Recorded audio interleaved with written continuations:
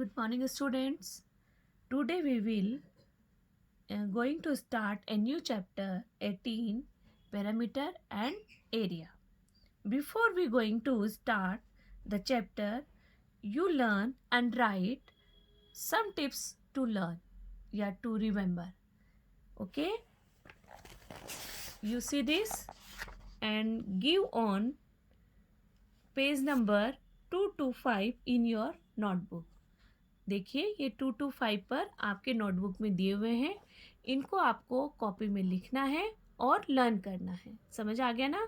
ये चैप्टर 18 के टिप्स हैं बेटा, यानी कि इसके अंदर आपकी डेफिनेशंस हैं, पैरामीटर, एरिया और रीजन्स, इन सब के बारे में देखिए ये फॉर्मूलाज हैं जो आपको लर्न करने हैं। चलिए अब मैं आपको समझाने जा रही हूँ पैरामीटर क्या होते हैं और एरिया क्या होता है। हाँ बच्चों, अब हम पेरीमीटर के बारे में पढ़ते हैं। या आप शुरू से पढ़ते आ रहे हो, बहुत अच्छे से फेमिलियर भी हो, तो पढ़ने से पहले मैं आपसे पूछना चाह रही हूँ कि पेरीमीटर होता क्या है। आप जानते हैं ना, the length of the boundary of any plane figure is known as its perimeter, है ना, कि किसी भी लेंथ का जो सम होता है, किसी भी प्लेन फिगर का जो सम होता है, उसी को ही हम पैरामीटर कहते हैं। जैसे सपोज करिए ये कोई गार्डन है, गार्डन के फर्स्ट पॉइंट से आपने यहाँ से घूमना स्टार्ट किया और पाथ पे चलते चलते आप एंड पर, जहाँ से आपने स्टार्ट किया था सेम पॉइंट पर आपने आकर अगर एंड किया, ख़त्म किया, तो ये क्या हुआ? It's parameter of the garden. तो इसको आप बाय रूलर इसको नाप सकते हो, किसी भी मतलब उससे स्केल के द्वारा आप इसकी लेंथ को नाप सकते हैं, यही पैरामीटर है। ठीक इसी तरह से अब आप सोचेंगे कि मैं सर्कल का कैसे करूं, तो इसके लिए एक स्ट्रिंग लेनी होगी या एक थ्रेड लेते हैं बेटा, और उस थ्रेड को धीरे धीरे इसके चारों तरफ लेते हुए कवर करते हैं। जो पॉइंट आपने स्टार्ट किया था उसी पॉइंट पर लाकर उसे कट कर देते हैं, और कट करने के बाद उसे इस तरह से सीधा रखकर आप स्केल से उसको उसको मेज़र कर लेते हैं। जितना उसका मेजरमेंट हुआ वही आपका इसका पैरामीटर होगा।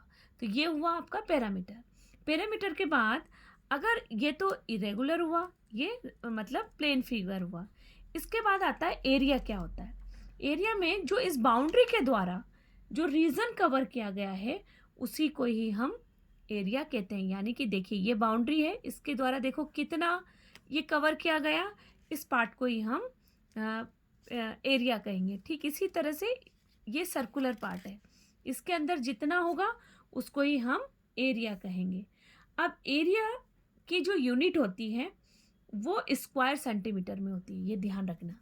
पैरामीटर में तो जो होती है वो सेम होती है, इसके अंदर सेम यूनिट होती है, बट एरिया में स्क्वायर मिनट में होती है, और इसको ये हमेशा कवर्ड एरिया के अंदर होती है, वो बाउंड्री होती है। दोनों का ये डिफरेंस है। फिर से बोल रही हूँ, पैरामीटर मतलब आपका बाउंड्री, सम ऑफ बाउंड्री, और उसमें ये जो आपका इनर पार्ट है इसको हम एरिया बोलेंगे। ठीक है, अब हम स्टार्ट करें। चलिए अब हम एक्सरसाइज स्टार्ट करते हैं 18.1। Exercise 18.1, question number 1। The following figures are drawn on a square paper. Count the number of square enclosed by each figure and find its area, taking each square as 1 centimeter square.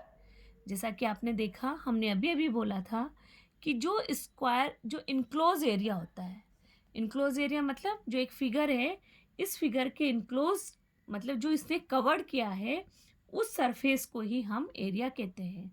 तो आपको ये find out करना है कि ये कितना area है। उसके लिए आपको देखो ये स्क्वायर पेपर पे ये फिगर ड्रॉ किए गए हैं, तो देखिए यहाँ कितने स्क्वायर हैं? 1, देखिए मैंने लिखा हुआ है 2, 3 एंड 4, 5, 6, 7, 8, और देखिए ये एक हाफ है, और आपने 1 स्क्वायर इक्वल टू क्या माना है? 1 सेंटीमीटर स्क्वायर, ये इसकी यूनिट है। ठीक है, तो यहाँ हो गया कंप्लीट स्क्वायर। आप इसको इस तरह से लिखेंगे, इक्वल 8। अब 8 क्या है बेटा? देखिए हमने एक स्क्वायर को सेंटीमीटर स्क्वायर माना, इसलिए 8 सेंटीमीटर स्क्वायर। अब हाफ कितना है? 1, तो ए हाफ स्क्वायर इक्वल टू 1, तो हाफ सेंटीमीटर स्क्वायर। अब इनको हम टोटल करेंगे, इसलिए 8 centimetre square plus half centimetre square equal to 8.5 centimetre square. तो आंसर होगा the approximate area of the above figure is 8.5 centimetre square और 8.5 सेंटीमीटर स्क्वायर। आपको समझ आ गया ना? इनको टोटल करेंगे और वही आपका एरिया होगा। इसके बाद देखिए सेकंड में ये स्क्वायर लिया है मैंने पेपर, इसमें इस तरह का एक ट्रायंगल बना हुआ है आपकी बुक में, उसको मैंने ड्रॉ किया। तो ड्रॉ करने के बाद देखिए द कंप्लीट स्क्वायर कितना हुआ, 1 and 2। अगर आप ध्यान से देखें 1 and 2, इसको हमने 1 स्क्वायर को क्या माना था, सेंटीमीटर स्क्वायर, इसलिए 2 centimetre square. More than half parts, more than half मतलब देखिए अगर आप इसे ध्यान से देखिए तो ये पार्ट आपका हाफ से ज़्यादा है। देखिए ये 2 हाफ से ज़्यादा है ना, इसलिए इनको भी हम जो मोर देन हाफ होते हैं उनको कंप्लीट स्क्वायर के इक्वलेंट ही हम मानते हैं, इसलिए मोर देन हाफ को भी हमने 2 सेंटीमीटर स्क्वायर ही यहाँ पर काउंट किया है। इसके बाद देखिए अगर आप यहाँ देखें तो ये 2 हाफ स्क्वायर से, तो हाफ स्क्वायर्स कितना हो गया 2, तो 1/2 इक्वल टू 2, यानी कि अगर आप देखें तो 2 हाफ मिलकर क्या बनता है 1। तो यहाँ अगर आप देखिए तो मैंने इन सबको अब टोटल किया है, 2 centimetre square plus 2 centimetre square plus 1/2 multiply 2 centimetre square. अब इनका क्या बन गया बेटा 1, कैसे, जैसे 2 2 जा 1, तो 1 1 जा 1, तो 1 सेंटीमीटर स्क्वायर, तो 2 2 और 1 कितना हो गया 5 सेंटीमीटर स्क्वायर। तो आंसर क्या हो गया, the approximate area of the above figure is 5 centimetre.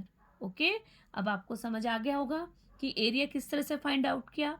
और अगर इसका पैरामीटर अगर फाइंड आउट करना होता तो आप क्या करते कि स्केल लेते, यहाँ से यहाँ टोटल करते, फिर यहाँ से यहाँ टोटल करते, इन तीनों का जो सम होता वो आपका पैरामीटर होगा।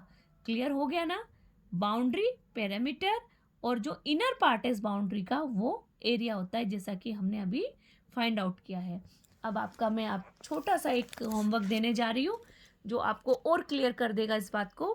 Find the parameter of the bangle and leaf. कोई भी लीफ लेंगे बेटा आप और आपकी नोटबुक में इसे करेंगे यूजिंग ए स्ट्रिंग। स्ट्रिंग मतलब आप थ्रेड लेंगे और थ्रेड के द्वारा उसको फाइंड आउट करेंगे। पैरामीटर मतलब बाउंड्री, में फिर बोल रही हूँ ध्यान रखना, पैरामीटर मतलब बाउंड्री के को ही आपको इसके फाइंड आउट करना है। ठीक है, जय हिंद।